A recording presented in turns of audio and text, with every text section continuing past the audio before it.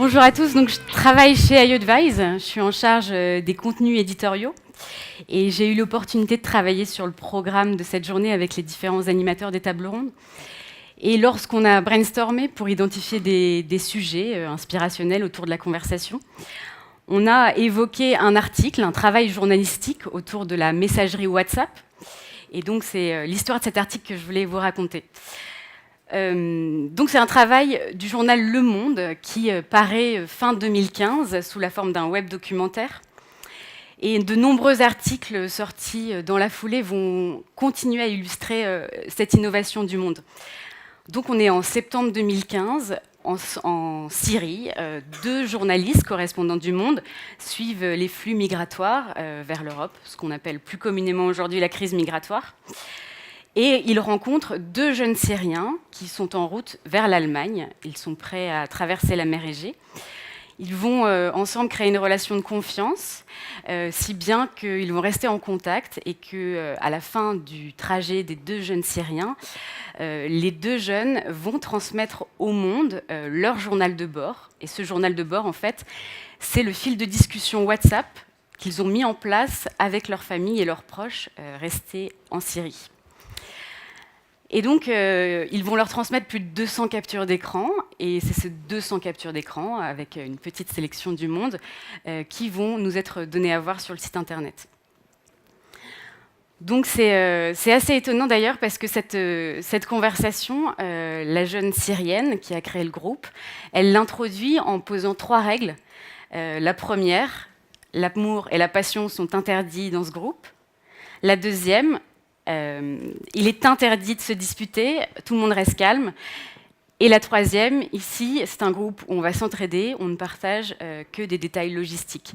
Et ce qui est assez étonnant, c'est que, comme dans nombreuses conversations, les règles vont être tout de suite transgressées, puisque la mère de la jeune fille va immédiatement envoyer un message en lui disant toute son inquiétude, tout son amour et toute sa passion autour de son aventure. Donc en fait, on va suivre le voyage de ces deux jeunes gens en images, en emoji, en selfie. On va lire leurs mots d'inquiétude, on va partager les mots d'encouragement. Et puis, on va aussi voir des choses plus triviales, comme le partage des résultats de l'équipe de foot, de leur équipe de foot favorite. On va aller voir dans le bus, dans le train, toutes les conditions un peu difficiles que les migrants connaissent. Et ce qui est intéressant justement, c'est que cette conversation, elle nous est transmise sans filtre. Et donc pour nous, lecteurs, consommateurs d'informations, c'est une vraie expérience. Et je vous invite d'ailleurs à faire le test, surtout sur mobile, parce qu'on retrouve vraiment l'ergonomie d'une conversation telle que nous, on la connaît, de la même façon, dans nos échanges avec nos proches. De faire cette expérience en regardant ce web documentaire et de le comparer, parce que les journalistes ont aussi sorti un article plus classique qui la reprend les canons de la conversation, pas de la conversation justement, mais de la rédaction journalistique. Et quand on lit l'affaire sous 2 angles différents, bien sûr, on voit bien toute cette charge émotionnelle à laquelle on accède en rentrant dans cette conversation. Et donc, l'exemple du Monde n'est qu'un exemple en fait du fait que les journalistes aujourd'hui et les médias autour des messageries vont être de plus en plus utiliser ces outils comme des véritables outils de travail.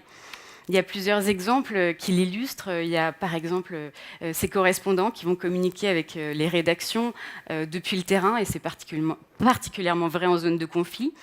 Il y a aussi l'exemple de ces journalistes qui communiquent avec des sources protégées via l'application Telegram. Telegram, c'est cette application de messaging créée par des entrepreneurs russes et qui crypte l'ensemble des échanges, des photos, etc. Et puis, il y a d'autres exemples qui, là, sont plus utilisés par les médias et qui correspondent davantage à ce que nous, on peut connaître dans le e-commerce, qui sont des objectifs de captation d'audience. Et là, les exemples sont encore plus nombreux. Il y a le précurseur CNN qui avait créé le premier bot de suggestion d'articles sur Messenger. Il y a bien sûr aussi, je ne sais pas si vous connaissez cet outil, le Décodex, qui a été développé par lemonde.fr et qui est aussi accessible par un bot Messenger et qui permet de traquer les fake news. Ça a été particulièrement utile pendant la campagne présidentielle. Autre exemple qui ressemble un peu à celui du Monde, de l'exemple des jeunes Syriens, c'est ce reportage immersif qu'a proposé l'Obs pendant la campagne présidentielle aussi, ils proposaient à leurs lecteurs de rejoindre un groupe Facebook dans lequel ils pouvaient rentrer dans la tête des électeurs indécis et les suivre leur cheminement jusqu'au vote final. Voilà, donc c'est plusieurs exemples, mais pour revenir à celui du Monde sur lequel j'avais choisi de m'attarder un peu, ce qui me semblait intéressant, c'est que avant d'être des outils innovateurs, porteurs d'innovation pour les entreprises et les professionnels et facilitateurs de business, là, on revient vraiment à l'essence des messageries et on voit bien à quel point ces outils accompagnent les relations humaines dans un monde en plein mouvement et à quel point la conversation telle qu'elle est permise sur ces outils va pouvoir être perpétuée dans le temps, même dans la distance, et sur laquelle on va pouvoir continuer à échanger des choses même parfois triviales, ce qui reste essentiel dans les moments moins difficiles et puis plus difficiles aussi. Voilà ce que je voulais vous dire. Merci de votre attention. Peut-être juste vous préciser que les exemples qu'on a présentés, on a prévu un petit mail pour que vous puissiez, si vous le souhaitez, aller plus loin.